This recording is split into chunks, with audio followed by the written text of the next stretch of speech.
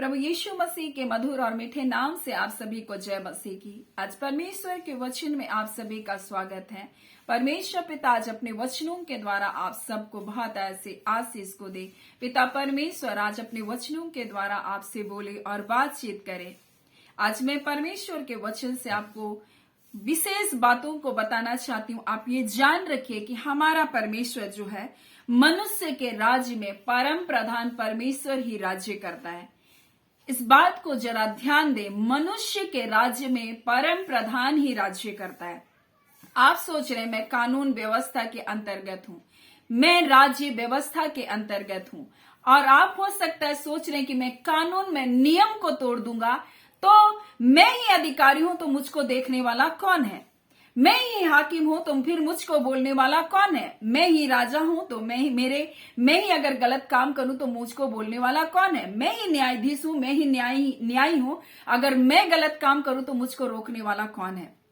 परंतु आप ये जानकर रखिए कि परमेश्वर का वचन दानिएल उसका हम लोग 4था अध्याय और यहाँ पर 25वें अध्याय में इस प्रकार से लिखा हुआ है कि तू मनुष्य के बीच में निकाला जाएगा, मैदान के पशुओं के संग रहेगा, तू बैल के संग घास चरेगा और आकाश की ओस में भीगा करेगा। 7 युग तुझ पर बीतेंगे जब तक तू ना जान ले कि मनुष्य के राज्य में परम प्रधान ही प्रभुता करता है। मनुष्य के राज्य में परम प्रधान परमेश्वर ही राज्य करता है। और नबूकदनेस्सर जो बेबीलोन का राजा था, जिसके साम्राज्य को परमेश्वर ने पूरे पृथ्वी पर फैला कर रखा था, उसकी अधीनता में इजराइल यहूदी लोग भी गुलाम बने हुए थे। और ऐसे समय में परमेश्वर ने उसको एक स्वप्न दिया और स्वप्न में उसने देखा एक बड़ा पेड़ है, बड़ा दृढ़ पेड़ है जिसके पत्ते बहुत सुंदर है, जिसमें बहुत फल लगे हुए हैं और उससे सारे पृथ्वी के लोगों को भोजन मिल रहा है। उसके छाया में उसके नीचे बहुत सारे जीव जंतु उसमें शरण पा रहे। परंतु उसने देखा कि एक स्वर्ग का एक पवित्र पहरुआ आया और उसने कहा इस पेड़ को काट डालो। और वो पेड़ काट डाला गया और कहा गया इस पेड़ को बोलता है ठूंठ समेत बोलता है रहने देना, और इस ठूंठ को बोलता है कि लोहे और पीतल के बंधन में बांधकर मैदान की हरी घास के बीच में तुम इसको रहने दो। और इस प्रकार से दानिएल इस स्वप्न का अर्थ बताता है स्वप्न का, और कहता है हे राजा ये तो तू ही है, तू महान राजा है, तू प्रभावशाली राजा, तेरा साम्राज्य पूरी पृथ्वी पर फैल गया। परंतु तू जान रख, अगर तू घमंड करेगा, अगर हे राजा यदि तू पाप को छोड़ेगा और धर्म का काम करेगा, अधर्म छोड़कर दीनहीन पर दया करने लगे तो संभव है ऐसा करने से तुझको क्या मिलेगा, चैन मिलेगा। नहीं तो राजा तू काट डाला जाएगा, तू मनुष्य के बीच से निकाला जाएगा, तू पशुओं के समान घास खाएगा। और परमेश्वर का वचन इस प्रकार से कहता है कि तू मनुष्य के बीच से निकाला जाएगा, मैदान के पशुओं के संग रहेगा, तू बैलों के साथ घास चरेगा और आकाश की ओस में भीगा करेगा, और ऐसी तेरी हालत हो जाएगी। मेरे प्रियो, जब मनुष्य जो पृथ्वी पर है अगर वो परमेश्वर का भय नहीं मानते, परमेश्वर के नियम और कानून को नहीं मानते, परमेश्वर उसके जीवन में इस बात को प्रकट करता और बताता है कि स्वर्ग का परमेश्वर है जो मनुष्य के बीच में प्रभुता करता है, वो राजाओं का राजा है, वो प्रभुओं का प्रभु है। इसीलिए भजन संहिता जब हम 2 अध्याय के 10 को जब पढ़ते हैं तो इस प्रकार से लिखा, इसलिए अब हे राजाओं बुद्धिमान हो, हे पृथ्वी के न्यायों या उपदेश ग्रहण करो, डरते हुए यहोवा की उपासना करो, कांपते हुए मगन हो, पुत्र को चूमो, ऐसा ना हो कि वो क्रोध करे और तुम मार्ग में नष्ट हो जाओ, क्योंकि क्षण भर में उसका क्रोध भड़कने पर है।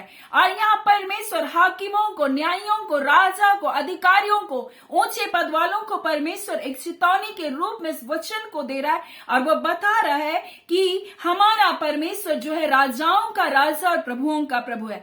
आप और हम सोचते हैं कि हम एक कानून के तहत हैं, ये कानून हम अपनी मर्जी से बदल सकते हैं, ये कानून हम अपनी इच्छा के अनुसार बदल सकते हैं। लेकिन परमेश्वर का वचन हमें रोमी उसका हम लोग देखेंगे 12 अध्याय में कुछ बातों को परमेश्वर हमें बताना चाहता है और यहाँ राज्य के प्रति कर्तव्य है।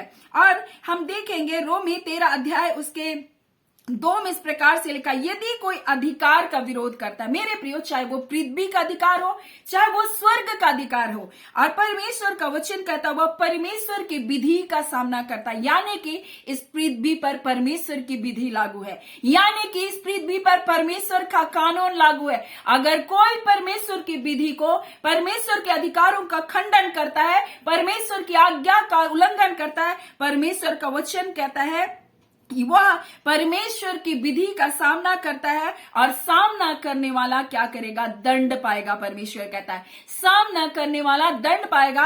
इसलिए भजन संहिता में इस प्रकार से कहता, अब हे राजाओं बुद्धिमान बनो, हे पृथ्वी के न्यायों उपदेश को ग्रहण करो, डरते हुए यहोवा की उपासना करो, कांपते हुए मगन हो, पुत्र को चूमो, ऐसा ना हो कि क्रोध में आए और तुम मार्ग में नष्ट हो जाओ, क्योंकि क्षण भर में उसका क्रोध भड़कने पर है। नबूकदनेस्सर राजा सोच रहा था मैं ही सबसे बड़ा हूं, लेकिन यहां दानियल कह रहा है, हे राजा तू भलाई के काम कर, हे राजा तू दीन और दुखियों को के प्रति तू नम्र बन जा। लेकिन उसने सोचा मुझसे बड़ा राजा कौन है? मैं तो सारी पृथ्वी पर राज्य करने के लिए सामर्थी, मेरे जैसा वैभवशाली कौन, मेरे जैसा बुद्धिमान कौन, मेरे जैसा ताकतवर कौन? लेकिन परमेश्वर उसके मन के इस घमंड को देखा, और परमेश्वर ने उसको राजमहल से उस छत पर जब चढ़ा था, उसने ऐसा विचार किया, परमेश्वर ने कहा अब तेरे हाथों से तेरा राज्य चला गया। मेरे प्रियो 7 काल तक पशुओं के जैसा घास खाता रहा। और फिर परमेश्वर का वचन इस प्रकार से कहता उसके बारे में, तब जब उसका समय पूरा हुआ तब उसने अपनी आंखों को ऊपर की उठाया, और तब उसने स्वर्ग की ओर आंखें उठाकर उसने कहा कि इस प्रकार से कहता है, तब मैंने परम प्रधान को धन्य कहा जो सदा जीवित है, और उसकी स्तुति और महिमा यह कहकर करने लगा कि उसकी प्रभुता सदा की है, उसका राज्य पीढ़ी पीढ़ी तक बना रहेगा। पृथ्वी के सब रहने वाले उसके सामने तुच्छ गिने जाते हैं। वह स्वर्ग की सेना और पृथ्वी के रहने वालों के बीच अपनी इच्छा के अनुसार काम करता है। वो स्वर्ग की सेना और पृथ्वी के रहने वालों के बीच में वो अपनी इच्छा के साथ, अपनी इच्छा के अनुसार वो काम करता है। कोई उसको रोक करके नहीं कह सकता कि तूने यह क्या किया है।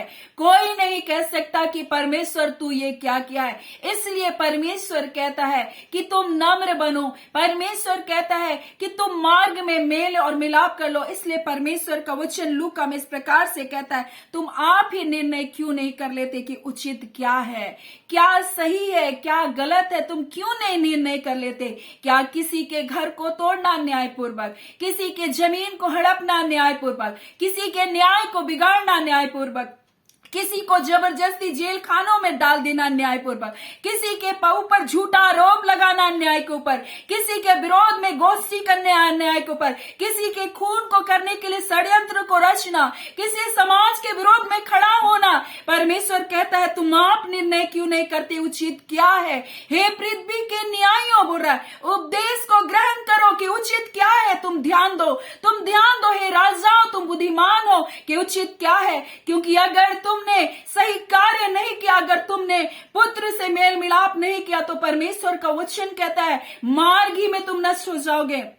क्योंकि वो स्वर्ग का परमेश्वर मनुष्य के बीच में प्रभुता करता है। बेबीलोन का राजा सोच रहा था मैंने तो इन इजराइलियों को बंधुआई में ले आया, मैं तो पृथ्वी पर राज्य करता हूं, मुझसे बड़ा राजा कौन, मुझसे ज्यादा प्रभावशाली कौन? परंतु एक समय ऐसा आया जब उसने घमंड और अहंकार किया, उसका राज्य उसके हाथ से चला गया। जब तक उसने इस बात को नहीं जाना कि स्वर्ग का परमेश्वर मनुष्य के बीच में प्रभुता करता है, इसलिए वो कहता है राजा जाओ बुद्धिमान हो, हे पृथ्वी के न्यायियों तुम उपदेश को ग्रहण कर लो, डरते कांपते उस यहोवा परमेश्वर की तुम उपासना करो, तुम पुत्र को चूमो, तुम मेल मिलाप कर लो, कहीं ऐसा ना हो कि तुम मार्ग में नष्ट हो जाओ। और इसलिए परमेश्वर का वचन कहता है तुम आप ही निर्णय क्यों नहीं कर लेते? उचित क्या है? जब तुम मुद्दई के साथ हाकिम के पास जा रहा है तो मार्ग ही में छूटने का यत्न कर ले, ऐसा ना हो कि न्याय तुझे खींच ले जाए और न्याय तुझे सिपाही और सिपाही तुझे बंद गृह में डाल दे।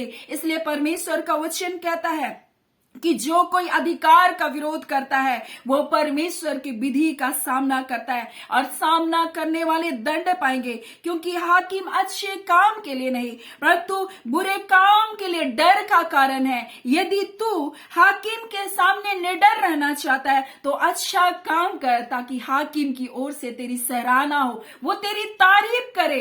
और इसलिए कहता है हालातों और परिस्थितियों को तुम देखकर मत डरो परंतु परमेश्वर पर भरोसा रखो। इसलिए भजन संहिता 2 में इस प्रकार से लिखा हुआ है, उसके 12 में, पुत्र को चूमो, ऐसा ना हो कि क्रोध करे और तुम मार्ग में नष्ट हो जाओ, क्योंकि क्षण भर में उसका क्रोध भड़कने पर है। धन्य है वे जिनका भरोसा उस पर है। यानी हालातें आपके विरुद्ध हो सकती है, लोग आपके विरुद्ध हो सकते, लोग आपको दबा रहे कि गलत काम करे, गलत निर्णय करे, गलत डिसीजन ले, दूसरों की हानि करे, दूसरों के विरुद्ध में कार्य करे, परंतु परमेश्वर कहता है तुम यहोवा पर भरोसा रखो और न्याय के काम को करो, सच्चाई के काम को करो, बुराई को छोड़ दो, दीनहीन लोगों पर तुम दया करो। इसलिए यहाँ पर दानियल इस प्रकार से कह रहा था नबूकदनेस्सर से, हे राजा मेरी सम्मति को स्वीकार कर, यदि तू पाप को छोड़कर धर्म करने लगे, अधर्म को छोड़कर दीनहीनों पर दया करे तो संभव है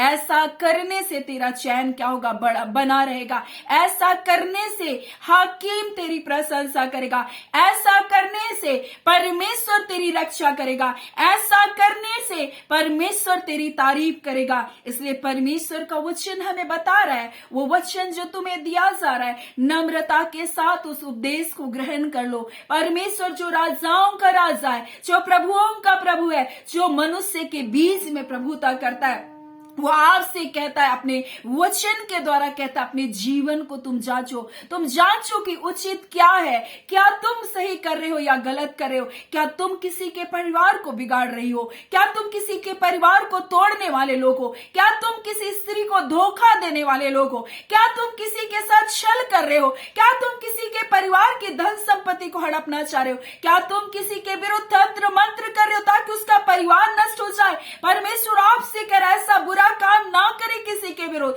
नहीं तो परमेश्वर का न्याय प्रकट होगा, और जब परमेश्वर का न्याय प्रकट होगा आप नष्ट हो जाओगे क्षण भर में। आप किसी के लिए बुरी युक्ति ना निकाले, क्योंकि उनका परमेश्वर उनके साथ है, उनका न्याय परमेश्वर उनके साथ है, उनके पक्ष में लड़ने वाला उनका परमेश्वर उनके साथ है। आप न्याय को ना बिगाड़े, आप किसी की धन संपत्ति को ना हड़पे, आप किसी के साथ अन्याय पूर्वक कार्य ना करें, क्योंकि वह परमेश्वर जो स्वर्ग का परमेश्वर है, मनुष्य के बीच में राज्य करता है, वो परमेश्वर सच्चा न्यायी परमेश्वर है। इसलिए उसका वचन कहता है यदि कोई अधिकार का विरोध करता है, परमेश्वर का वचन कहता है परमेश्वर की वो विधि का सामना करता है, और विधि का सामना करने वाला दंड पाएगा। कई बार हम सोचते हैं हम पृथ्वी में कर रहे हैं, परमेश्वर से क्षमा मांग लेंगे, नहीं, हम इस पृथ्वी का कानून भी परमेश्वर ने कहीं ना कहीं बनाकर रखा।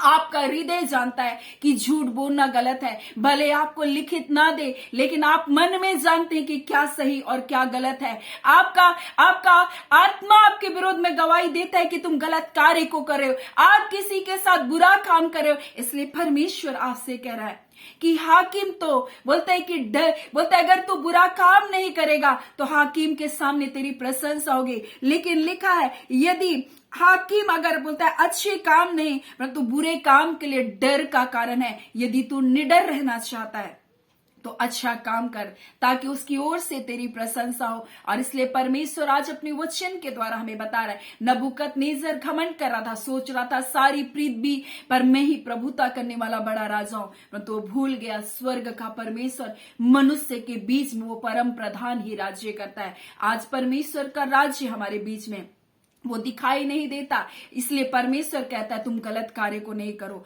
और परमेश्वर एक हिदायत दे रहा है पृथ्वी के राजाओं को, पृथ्वी के न्यायियों को कह रहा है कि तुम क्या करो, बुद्धिमान हो, तुम उपदेश को ग्रहण करो, डरते और कांपते हुए यहोवा की उपासना करो, पुत्र को चूम लो, कहीं ऐसा न हो कि क्रोध करे और तुम मार्ग में नष्ट हो जाओ। इसलिए मार्ग में ही मेल मिलाप कर लो, यही मन फिरा लो, यही तौबा कर लो, यही गलत काम को छोड़ दो, यही क्षमा मांग लो, यही क्षमा कर दो। और इसलिए परमेश्वर आज अपने वचन के द्वारा उन प्रिय लोगों से बातचीत कर रहा है जिससे परमेश्वर प्रेम करता और नहीं चाहता कि आप इन गलत कामों को करते हुए नष्ट हो जाए।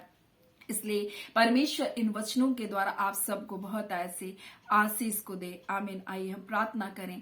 धन्यवाद देते हैं जीवते सच्चे सामर्थी ना बदलने वाले बादशाह, राजाओं के राजा और प्रभुओं के प्रभु, अद्भुत युक्ति करने वाले पराक्रमी परमेश्वर पिता, हम आपका धन्यवाद करते हैं। खुदावन परमेश्वर, आज के वचन के द्वारा आपने अपने लोगों से बोला और बातचीत किया। आप अद्भुत कार्य को करने जा रहे अपने लोगों के जीवन में। आप जय और छुटकारे को करने जा रहे पिता परमेश्वर। जो लोग अन्याय पूर्वक परिस्थितियों में फंसे हैं प्रभु जी, हाँ पिता परमेश्वर, जैसे खुदावन परमेश्वर पिता पतरस बंदगृह में था खुदा, जैसे परमेश्वर पौलुस बंदगृह में था खुदा, सिलास बंदगृह में था, आपने उनके बंधन को खोला प्रभु जी। आज खुदावन यीशु के नाम से ऐसे सारे बंधन खोले जा रहे प्रभु जी। अंधकार की सारी युक्तियां परमेश्वर जो तेरे लोगों के खिलाफ में बनाई गई है, सारी युक्ति और योजनाओं को तो विफल करने जा रहे प्रभु जी। ऐ खुदावन परमेश्वर प्रभु जी, तू महान कार्य करने वाला परमेश्वर है।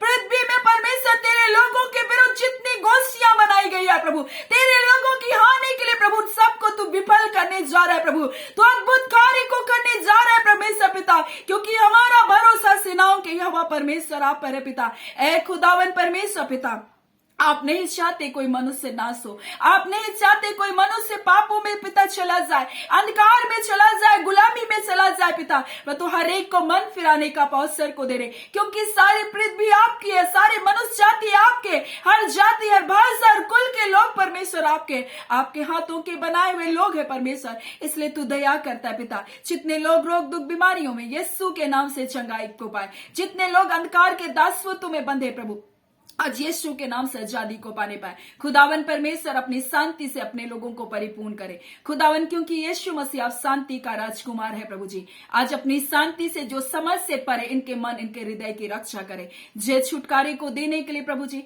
हाँ पिता, आनंद और शांति को देने के लिए पिता आपका धन्यवाद। हाँ पिता, आप आश्चर्य कर्म को करने वाले परमेश्वर, इनके लिए अगर आश्चर्य कर्म की जरूरत है पिता परमेश्वर, यीशु के नाम से इनके लिए आश्चर्य कर्म होने पाए। हाँ पिता परमेश्वर, जो अब तक नहीं देखे उन भलाइयों को यीशु के नाम से ये देखने जा रहे।